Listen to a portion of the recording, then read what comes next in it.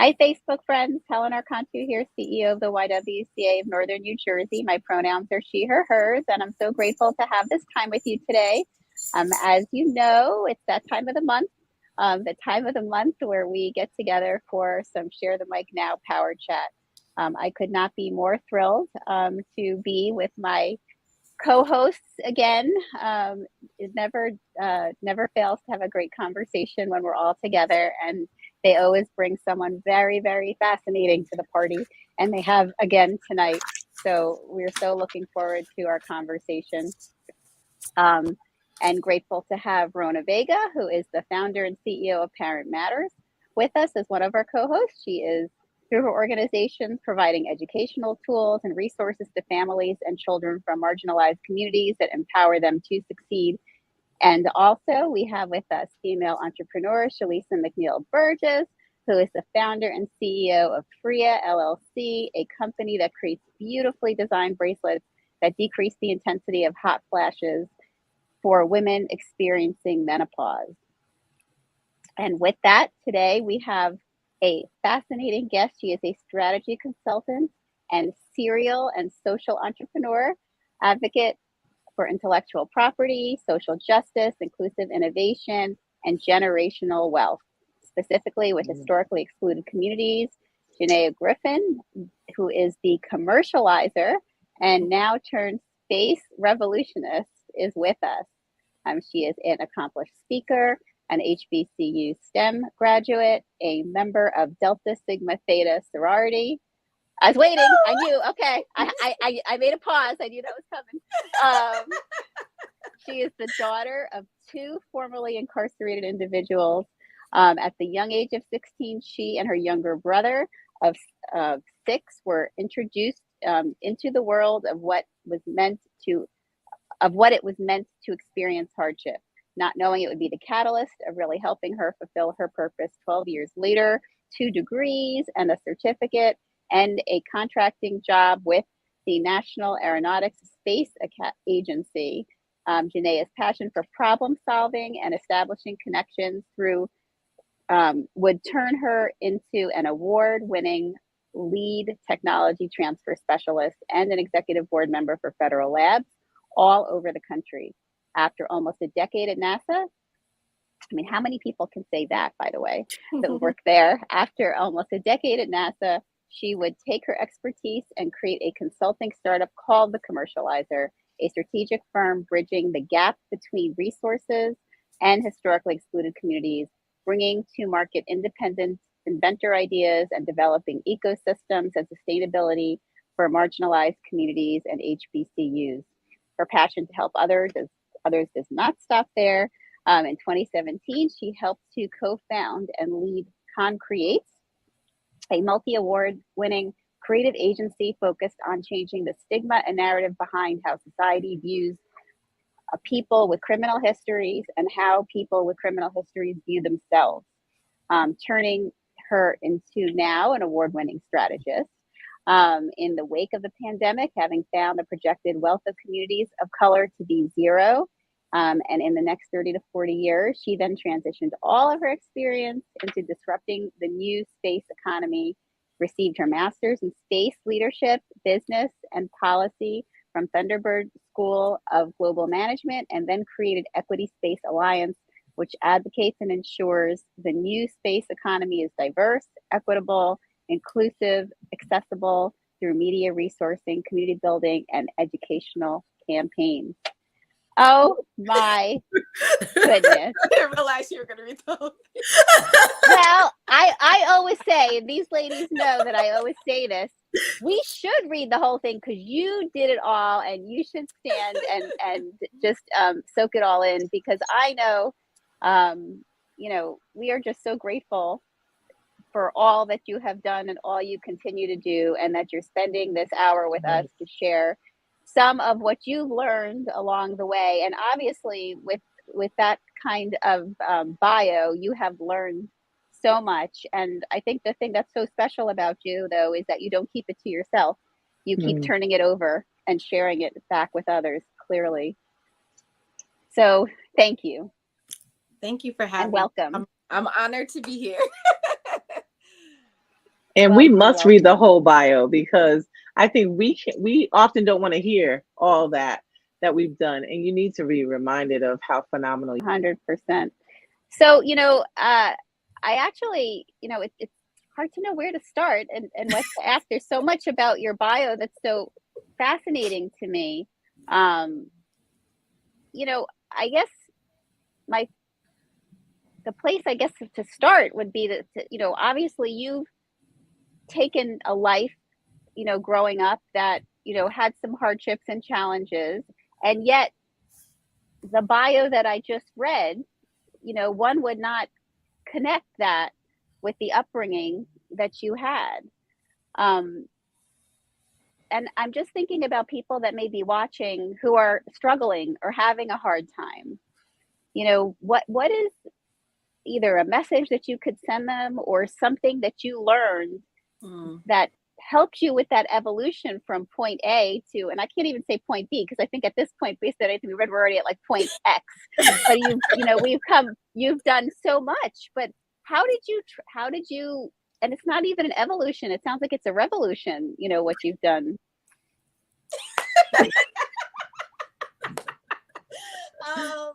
So I will say, 4 words. Everything happens for you. That's it. That's it. Everything essentially that I went through, all my experiences, even the positive, right? Both positive and negative.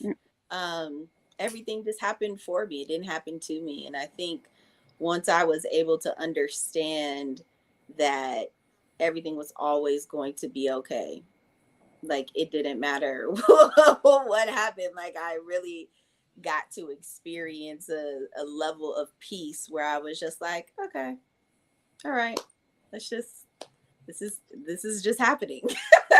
Yeah. And I got excited to get to like the point where I could look back if it was something that maybe I didn't really agree with or caused me, strife or, whatever.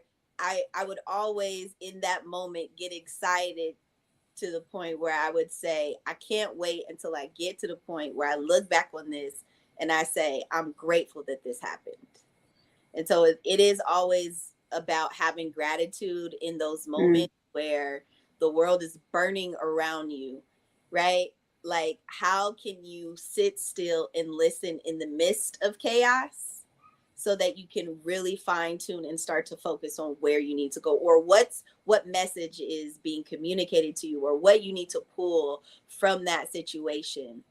And I think, even though I went through so traumatic or so heavy, because I was loved like profusely, like I lost my father at a very early age, my biological father. But I had father figures from my grandfather to my uncles to my cousins that I never wanted for that father figure in my life. And so I think my family, really created that foundation in me where I didn't need for anything.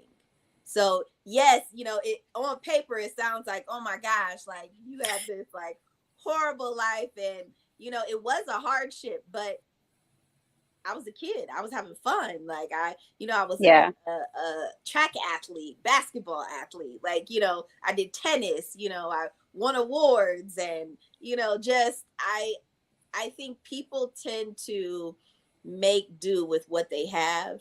And so, when you have a family, when you have people to go through those experiences with you, sometimes the load is not as heavy as it should be. Right. So I'm very grateful for that aspect, because maybe I want to say, like, when I graduated college, I think I did not think that I had a story to tell, because even though, like, okay, yeah, I had to take care of my younger brother for a short period of time because both my parents were incarcerated. It was a normal thing for me. So I didn't think, I was like, oh yeah, it just happened. It's just something that happened. you know, so it wasn't something that was so detrimental that like there are people that are way worse off. I will say that, you know. So yeah, so those the 4 words, everything happens for you. Well, that's a wonderful message, and it does illustrate and remind us that really our frame of reference for a situation really defines it more so than other people's opinions, of what they're looking at. It really is your experience that defines and delivers you, which it sounds like you were really focused. Shalisa Rona, why don't you jump in with the question? Well, I'm going to say that I have known Janeya. So Janeya and I have never met in person, but she is my sister in my head, right? And when I was first connected to her, it was the early journey of Freya, and I was going to Essence when I won the pitch contest, and I was introduced to Janeya, and it was not once she didn't know me from Adam. But when I tell you, when I picked up the phone and I talked to her and I told her what I was doing, she said, let me tell you who you're going to see when you get there. And I'm going to make this introduction for you. So when you get there, you have somebody there who you can look to, who's going to help you navigate. And then this is what I want you to do. And then she just it did not occur to her to not jump in and help an absolute stranger. But I think that she understood that the passion I have for the same thing is the same as her passion. Like, our goal is to be innovators. Mm-hmm. Our goal is to bring forth new ideas as women of color to this ecosystem that we live in that is beneficial to the masses. And our goal is to spread knowledge and information. And she was just a wealth of information. And there's been more than one time when she said, all right, I'm about to change your life. And then she would tell me something that literally dramatically, like, I was like, girl, what? And so I'm going to talk to her. I'm going to have her talk about all of this knowledge she has about space and STEM. We hear a lot about STEM being, the frontier for us in terms of, like advancement in innovation and technology. But Janeya, share with them why you became what we know as the commercializer, because I don't think that people understand what that is. Now, when I met her, she was a commercializer for NASA. Mm-hmm. And what she was doing was helping NASA to align with other entrepreneurs so that they could commercialize their technologies, right? And I was like, who does that? And this young dimpled girl right here was like killing it. So explain to everybody here, what's a commercializer and what's the value of your role? So commercialization just in general, right? It is making a profit off of something, right? So we hear about like the commercialization of Christmas or different things like that. That's typically all it is just turning things into a profit, right? So for NASA, what Shalisa is talking about is I think, Helen, you had read about me being a tech transfer specialist, right? And so what is tech transfer? Well, essentially the government spends $150 billion.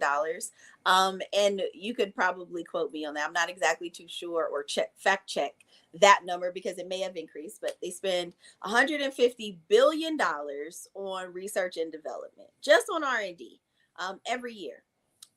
And so out of that research come ideas at times. And so a tech transfer specialist would take those ideas, they would work with a patent attorney, they would get those ideas patented, and then they would go out and essentially sell the rights to those patents or license the rights to those patents to commercial companies to turn them into commercial products. So a lot of times the things that we use at NASA, for instance, let's just say DOD. So DOD came up with GPS, right? The GPS that the commercial sector gets is not the GPS that the military has, right? These are two completely different things, two completely different uses, right? And so a lot of times there are things that are being created in the labs that have alternative uses for them in the commercial world. So for instance, baby formula, right? So they, NASA did a study on long duration space flight around algae, right? And they were saying, how could we use algae to supplement the health of our astronauts when they're doing this long duration, they're going for long periods of time. And out of that came baby formula. It is a supplement, omega-3 fatty acid, all of these different things that we have actually in our foods. So those are dual use, right? And so there are so many different things that we use every day, from the cameras in our cell phones to when we're backing up, to memory foam mattresses, to baby formula, the Chi flat iron, the plate, the ceramic plates in that, the escalator, bulletproof vest, the foam in your sneakers, all these different things that we use every single day have either stemmed from a federal laboratory or because I was at NASA, from NASA. And I think that people just are not aware that we use so much, that there's so much space in our life, essentially, right? And it puts it in a different perspective, right?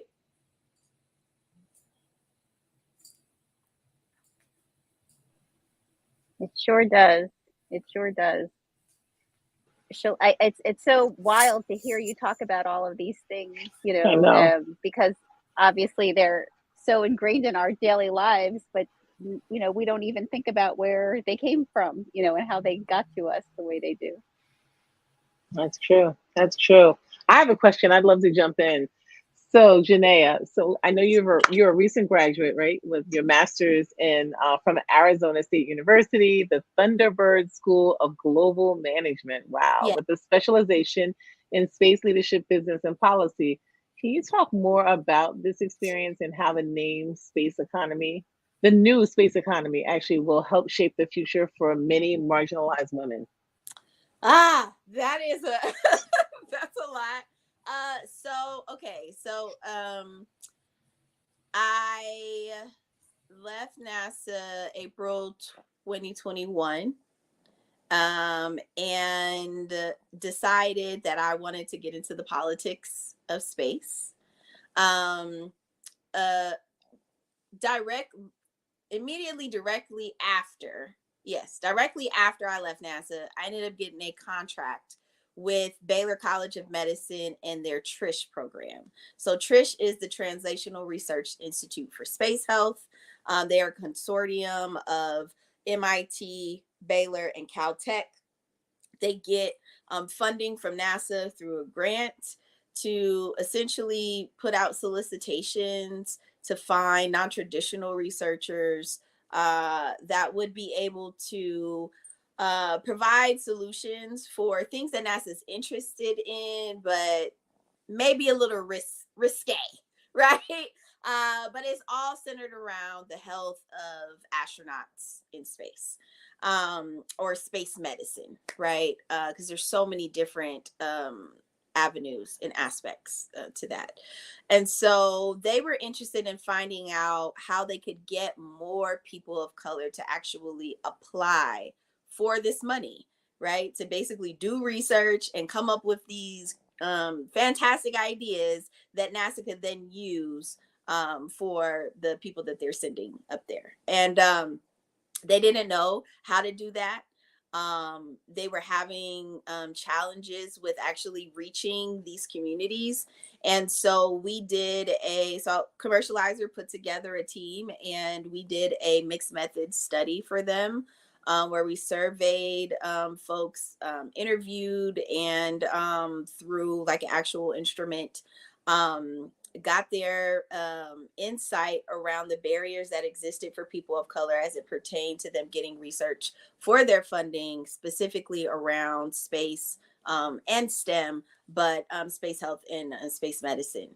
And the results of that, we were able to provide recommendations to them that actually informed the development of their new diversity program. And so this was, I tell this story because without me actually doing that research, and now focusing on increasing diversity in space, right? Because that was my goal after I learned that, hey, this actually is a challenge, right? That people are facing. I really started to hone in on like, well, what's out there? Like, what information is there? What is, space health? Like, what does that look like? Because that was still something that was very new for me, even though I was at NASA, or I had been at NASA and had, understood around tech transfer, intellectual property, and commercialization. It still was it was a different aspect. And so in doing my research, I found this report, and I always say, I cannot find this report. So it's almost like, it was like, was it a sign? Was it, made up? Like what? But the report right now, it's just so buried because like everything that was happening, I was able to find it because there wasn't anything that was on the internet that was talking about this. But it was a report that was titled The New Space Economy. It had 100 faces on the cover of it, and there was not one person of color. Not Indian, not Asian, not Latino, no melanated people whatsoever. And I was so confused because I was just like, we have astronauts who are people of color, and there were astronauts that were on there. So I was like, you guys could have just reached, like, I don't understand, where was the intention, where was, and not to say that they were excluding them, but there was just no thought about, hey, we should probably get the perspectives of people who don't look like us, right? And that was not in that. So at that moment, I said, hey, okay, I want to find out more about what's happening, because there's a whole new economy that's being developed, and people of color are not a part of it. And so then in, further doing my research with like things I'm doing with the commercializer and, around innovation and around building generational wealth and different things like that, I'm always coming across like data points and things that are happening within the communities. And so there was another report that I found that had projected the wealth of the Black community to be zero by 2053, and for Latinos by 2073. And so it just hit me in that moment. How is this projection still on the same trajectory if there's a whole new economy that's being built? Because we're not included in it, right? And so at that moment, I was just like, I am diverting everything that I'm doing, and I want to focus on this. Because wow. I know that space is the next industrial revolution, that there are so many different things that are coming down the pipeline as it pertains to this. People are looking in this area. It's an emerging industry. It's, all these things that are happening. And I don't want people who have historically been excluded to continue to be excluded. And then we continue to just repeat the same cycle of like still begging for diversity, equity, inclusion, except now we're just on another planet doing it. Wow. And so like, how do we take the opportunity to stop that, right?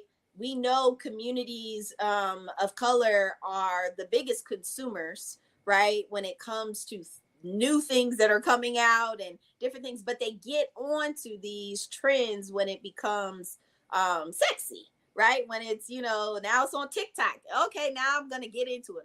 Now we're doing trading. People have been trading stocks since forever, right? And so, and I think it becomes an opportune moment to now say, hey, space has the opportunity to get it right. we have an opportunity to not get left behind if we get in now. So if you think about the .com boom and how now every company is an internet company or is a tech company because they either are tech enabled or they're tech based or whatever that looks like. You're utilizing some sort of tech stack, right, within your company, whether that be from MailChimp, any type of software that you use.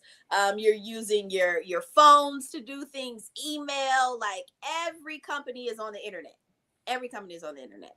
Even if you're a mom and pop, right? You using a cash register or that's tech, right? Like all these different things, we are utilizing technology within our business. And so when you think about the internet and you think about how that was such a movement and like how there were people saying like, oh, this is not going to happen, like, you know, all these naysayers, but the people who got into it, right, very early on, made a lot of money. They became very wealthy. Even if you failed in the business, right, you still became wealthy. You still were able to take that money and then invest it into something else, particularly investing it into your own community or into whatever it is that you wanted to do that mattered to you. So when we think about people who are in historically excluded communities, they are the ones that are actually going to be the ones that want to solve the problems that are affecting them because they're in close proximity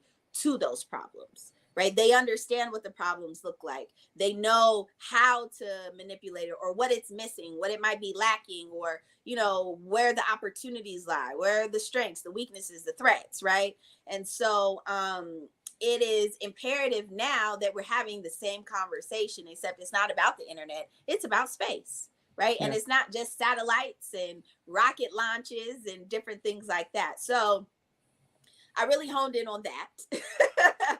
And then decided, hey, you know, even though I was at NASA for almost a decade, I was not into the politics of space.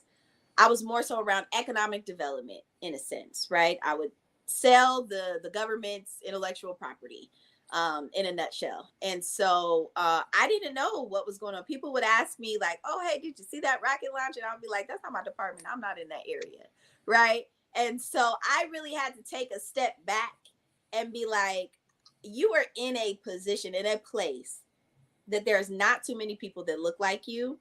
And so you need to absorb all of this information and knowledge. And I mean, everything. And I started being very intentional about that early on. Well, I would say later on in my career, but early on into my more like entrepreneurial side of things, when I was like, hey, like I'm going to have Commercializer and I'm going to be educating people about what's out there and all these resources. And I started really just like cherry picking off all the departments that I knew. And hey, you have a presentation for that? I want to share all of this. I say share the gospel, right? With communities that don't have access to this, because nobody knows about tech transfer, right? And so if nobody knows about it, if the people who we think should know don't even know, then the people who really don't know or who have been excluded, like they have no idea. And so no idea. Wow. At all. And so it was the same instance then that I think powered me to go out and start to share that information, and what, you know, prompted me to become the Commercializer, you know, as my professional moniker. That same energy, that same passion is what actually hit me in space as well. And so I decided, hey, I don't know who the movers and shakers are in space. I don't know who are, you know, the decision makers, what's going on or anything like that. And so I said, I'm going to figure it out. So I started, you know, going to conferences. I started LinkedIn networking with people who had space in their bio or who were in the space industry that were entrepreneurs in that space. And I started asking questions around diversity. I started asking questions around, you know, what's happening? Like, what are you guys doing to get more people that aren't in the space industry and who look like me in the space industry? And so they were very receptive. They started helping me out, you know, sending me different things here and there. So I really started networking. And then I decided that I was going to go get my master's. Yeah. And so I was introduced to Thunderbird, the organization, the school, and it was very serendipitous. It was very like I didn't just say like I'm gonna go get my master. It didn't happen like that. I literally was on a plane in first class. And I tell this story because I wanted to start normalizing Black people flying in first class. That's not a thing. It is a thing, but it's not a thing. And so even there's a lot of classism that exists in first class, obviously. Mm-hmm. But there's a lot of bias that exists too, unconscious bias, even from Black people, right? And so when I noticed that, that's when I started being more intentional about, you know what, I'm gonna fly in first class and I'm gonna write it off because it's a part of my business. But it's also a hack in networking, because the people who typically are flying in first class are people who like have their own businesses, or they are, they're very wealthy. So it was definitely a hack for me to meet people. And I ended up meeting a guy that I ultimately got a scholarship from his organization. He was the one who actually introduced me to Thunderbird and the space program. And it was around the premise of, hey, you used to work for NASA and you went to an HBCU, and I want to give a scholarship to someone who is in an underrepresented community so that they can get into space. And so I instantly, let me show you how bias works, right? I instantly think about engineering. Like, because, all right, that's probably what you're focusing on. So I said, okay, great. You want to give people that look like me money? That I will distribute it as far and wide as possible, right?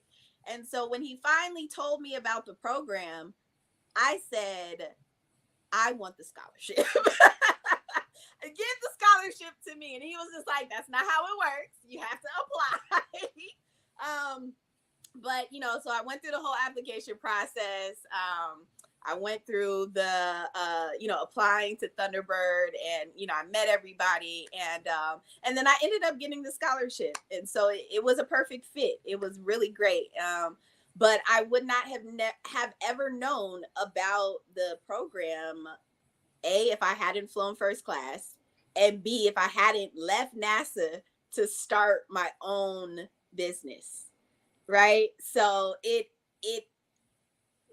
I go back to the beginning of like, I got excited because I said, hey, I'm so happy that this happened. Right. Because now look at where it's gotten me. So yeah, so that's how I got into the whole like master's program, Thunderbird. And then Equity Space Alliance came out of that as a result of that, because originally it was increasing diversity in space. But once I started doing some customer discovery, I started talking to aerospace companies and leaders in these positions. When I would bring up the word diversity, they would immediately just talk about employee resource groups or internships or anything that had to do with workforce development. And it was no conversation around supplier diversity or equity or anything like that. And so I knew at that moment that I needed to change the terminology that I was using and what I was focusing on, so that people would instantly get it when I talk to them. Wow. I know we're all nodding our heads here, like, woo. Go ahead, Helen. Yeah, no, and I'm just sitting here thinking that I hope those of us watching that look like me really are taking notes. Really are taking notes, because what a misstep. I mean, obviously, because of that misstep, your trajectory of your business started for yourself. But what a misstep, that this story started with.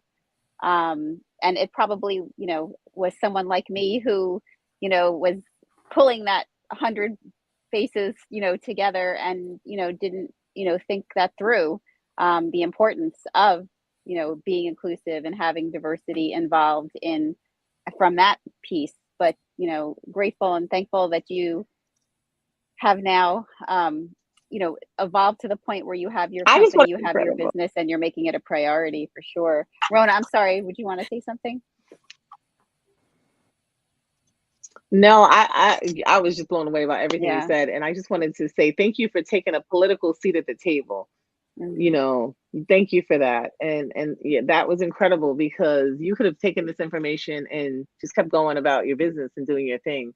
So I applaud you tremendously. You know, we're always talking about that in our communities about we don't know, we don't we can't complain and we can't keep becoming the last folks at the party talking about, well, what happened and how come we didn't know about it, speaking of .com and any kind of generational wealth, etc. So Yeah. thank you for that. And yeah, I could talk to you all day, girl, because that's the work I'm trying to do. And we're trying to, educate our young people and especially. And so thank you for everything you're doing. And thank you for the hack of first class. I used to work for an airline. So I was always, I understand that first class sitting up there. And yes, I I believe have in some that as well. stories. So I have some stories, but what I will say is it made me like, I'm gonna pay more now.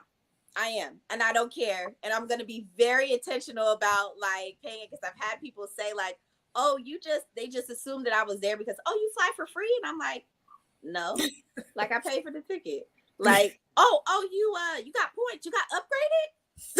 No, I bought my ticket. Like, what are we talking about? Like, and so it's just that type of, and like I said, even from people that look like me, like, oh, did they upgrade you? No, they did not. So, I think there's a different level of, intentionality that is there with the reason why I fly first class. I mean, obviously it was nice, and it was during COVID, so I didn't want to be, just in between three, in three people or in between two people or whatever. So that was also an added bonus. But yeah, so I think that there's just certain things that, I mean, it's a hack for anybody, really. It doesn't matter if you're black or white or yellow or, I agree. It is. It is a yeah, great hack. But Janeya, yeah. let me jump in right quick. So, considering that trajectory of knowing that there is I mean, we already know there's a lack of diversity in all of the major aspects and areas Yeah. of Mhm. industry and business and corporateness that allows for upward mobility of people socioeconomically and ethnically, right?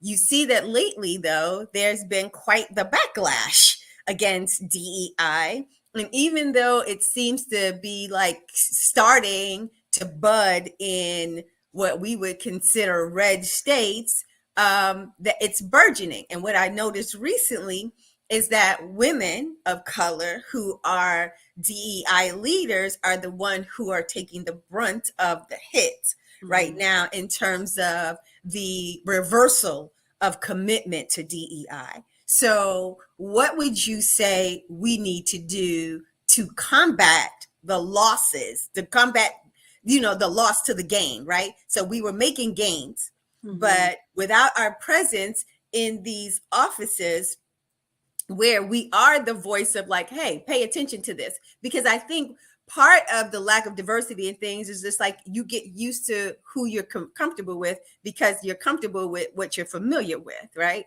Mhm. Now you have your DEI experts who are the ones who go, hey, I know you're comfortable here, but you're also ignoring this, and that's also detrimental to the business. These Mhm. voices are being silenced. What can we do to stop that scourge from happening if you think it's possible? Like, what actions can we take from your perspective? Ooh, that was so I'll say this. I think there's a few things. So one, oh gosh, there's a couple of things. Okay. So one I will say is that like we have to find ways to empower people that don't look like us, right? To become passionate about doing this type of work, right? Or making it normal, right? Like it should just be like for us, it's just a natural thought because we have been excluded for so long. And so I think it is because it is I wouldn't say it's very new. I think there is a lot of overwhelm in some instances for people because they haven't necessarily had to deal with it. Like George Floyd being murdered was like the awakening for a lot of people.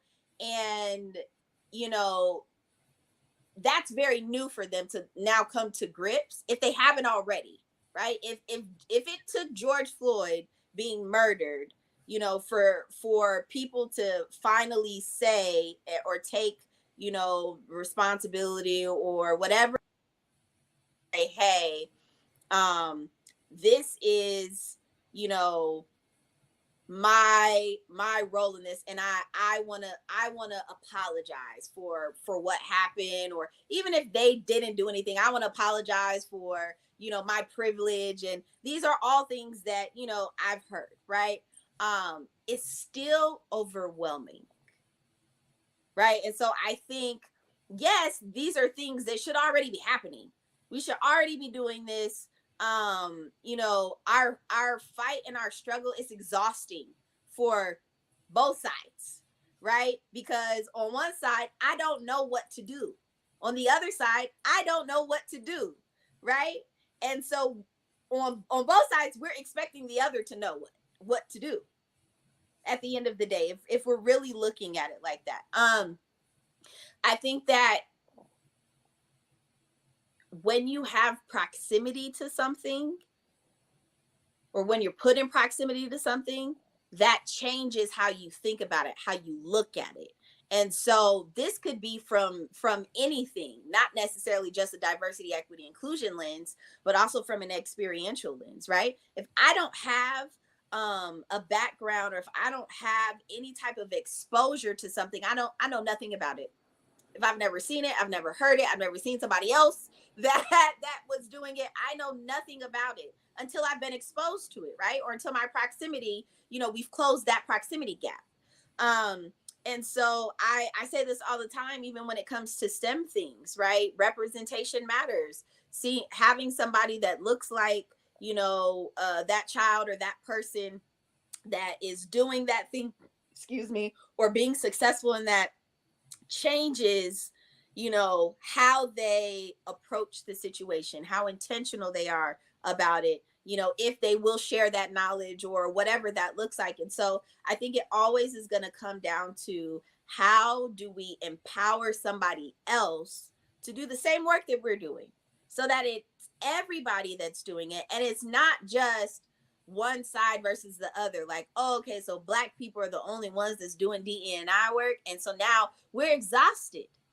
We're exhausted because we have to tell, you know, we have to tell someone that doesn't look like us how to talk to us. But really, it is literally just about empathy. It's about empowering. It's about advocacy, and it's about intentionality.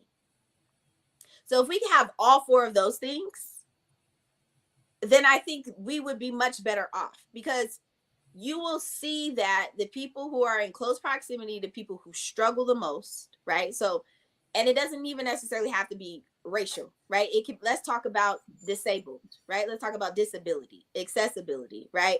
Or someone who, you know, does not, maybe has neurological disorders or something like that, right? Or even if you're blind, if you're deaf, if you have any type of disability, if you have a child that has that disability, or if you're in a household where you have to use sign language, you are now more aware of what is going on. You're more intentional about making sure that they have the tools and the resources that are necessary. So like, oh, we need to make sure that this is accessible. I need to make sure that Braille is on my business card, because I have somebody at home who needs to be able to read this, right? I have somebody who I know that's very close to me that is deaf or blind or hard of hearing or anything like that, right? And so it's not just about like race or ethnicity. It's just about the things that we don't have proximity to, that may not affect us because we've never been exposed to it. And so when I think about the race aspect when it comes to diversity, equity, inclusion, if we can create empathy with people, so if we can bridge that proximity gap to them, then I think that will change how they then go out and advocate, how intentional they become, what they say, what they do, how they show up in these certain spaces. We wouldn't have to police them, right? In order for them, or micromanage, or say like, hey, no, you need to be doing this, because they would just do it. They would figure it out. They would be coming to us saying like, we should do this. Because now, like, I have that exposure to it.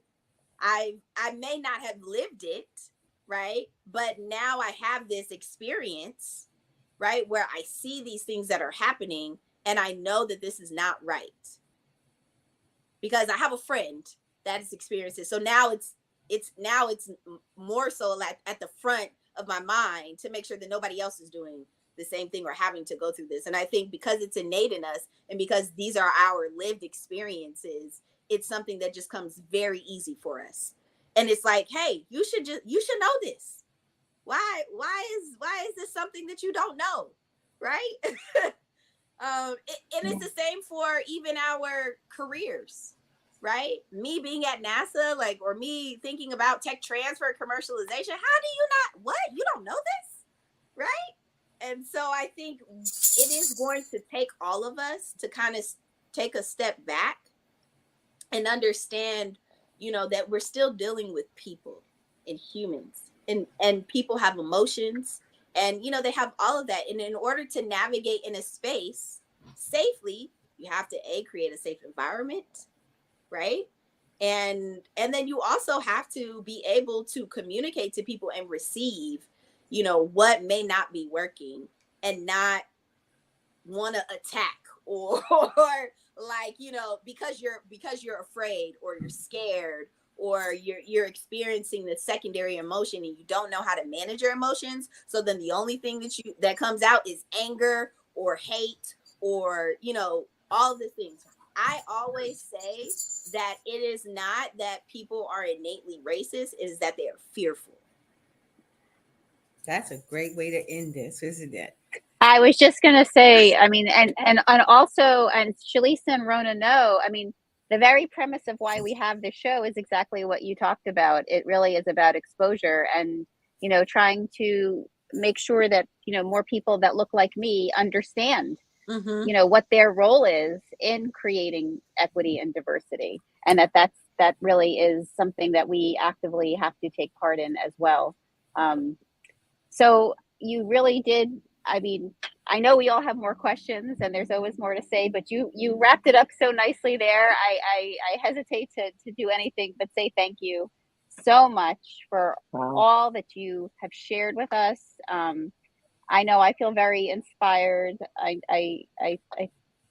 And I know that our viewers are going to be wondering how they can connect with you. And so I want to make sure that they're seeing, as we're scrolling across the screen here, your website is here, your social media where you're connected to, both on LinkedIn, on Twitter. What about Threads, right? I guess that's where everyone's moving to now too, right? So there's lots of different places to connect.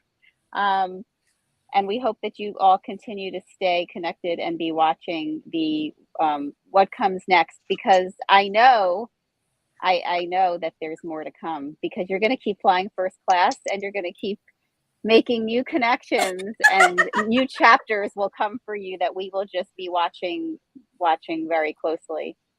Yes, I love it. I love it. Thank you so much for all the work that you're doing. Just so empowering, so inspiring.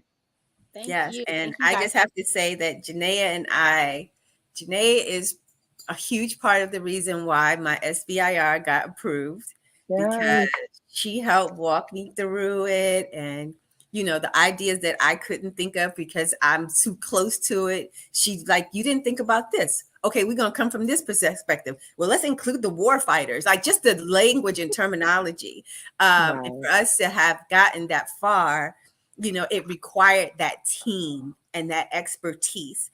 And I think the one thing that should be really noted in our power chats and every other conversation we're having is if you diminish somebody merely because of skin, it's the skin that covers our bodies. If you diminish their intellectual capacity, their ability to contribute, to be beneficial to society at large, merely because of skin, then we're all going to continue to miss out on these amazing opportunities to grow as a nation, as a people. There's nothing about skin that should be the defining factor as to whether or not you are acceptable, worthy, or capable of being included in the first class crowd. So Yes. thank you, Janeya. Thank you, Janeya. Thank you, Janeya. All right. Bye, everybody.